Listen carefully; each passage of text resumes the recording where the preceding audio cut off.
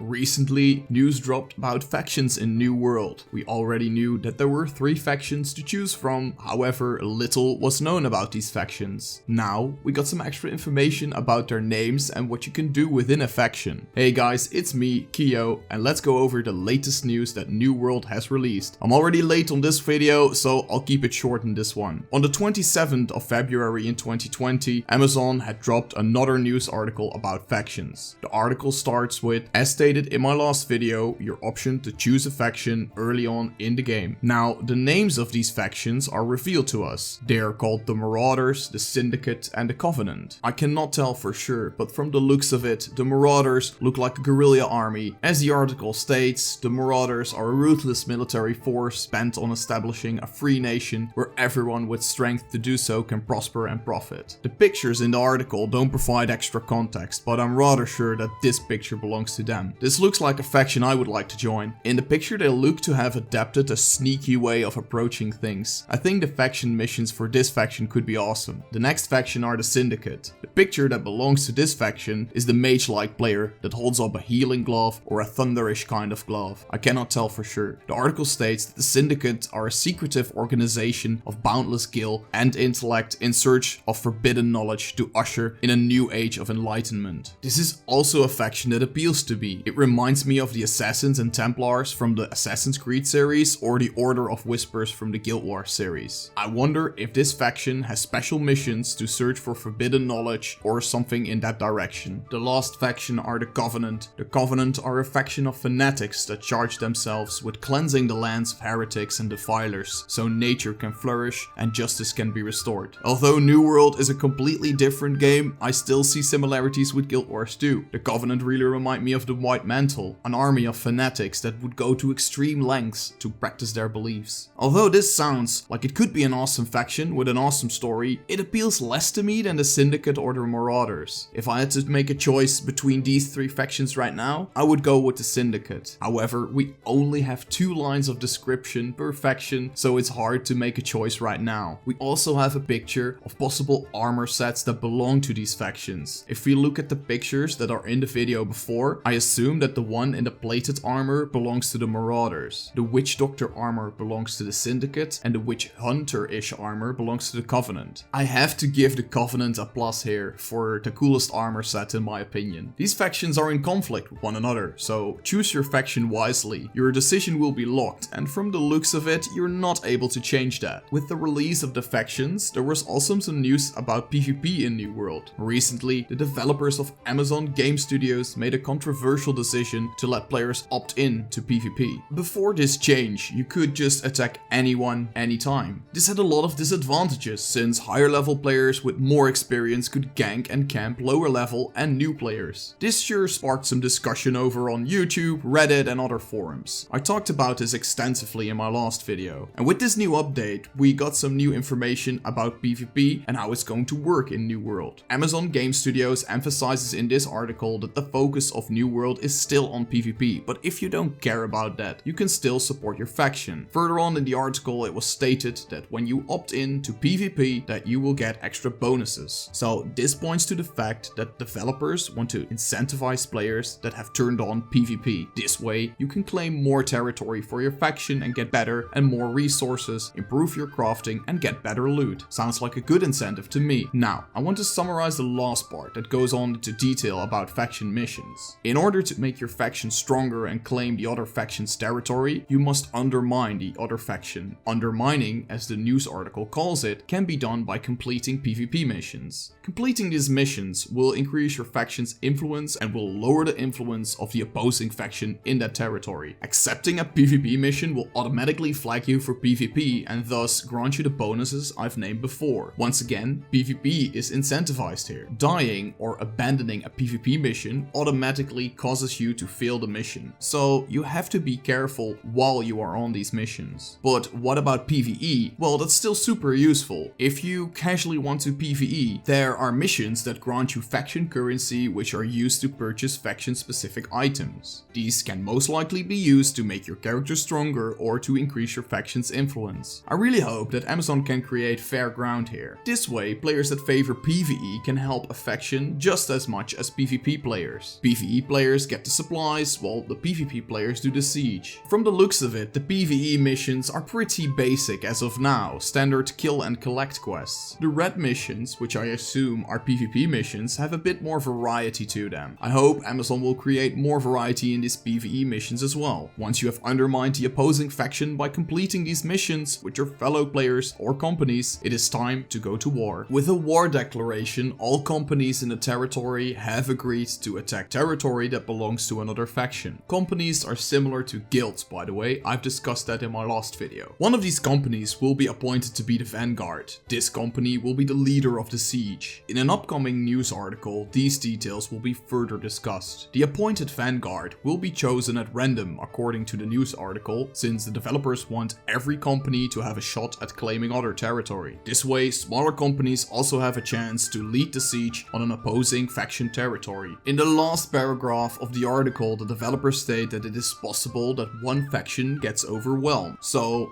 you would be the last faction, the one with the third place. And no one wants to be that. However, the developers implemented something that makes it harder for the number 1 faction to stay on top and make it easier for the number 3 faction to make a comeback. So the impact of buffs or bonuses for the number 1 faction are somewhat reduced, so they have to put in more effort to stay on number 1. The news article concludes with a statement that this system allows factions to make strong comebacks. What this is and how this works is currently unknown. So that's a little update of what happened last week with the reveal of factions in the New World MMO. The PvP sounds great, but I think I need to experience it first before I could fully explain it to you guys. Stay tuned for more news. The release is in less than 2 months now. Hope to see you all in the next one. Peace!